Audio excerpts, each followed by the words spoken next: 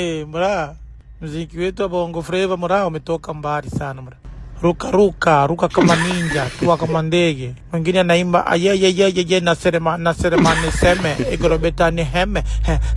Sasa igorobeta ni heme ni nini mra? Haita fresh G. Natafuna big G. Tapigita.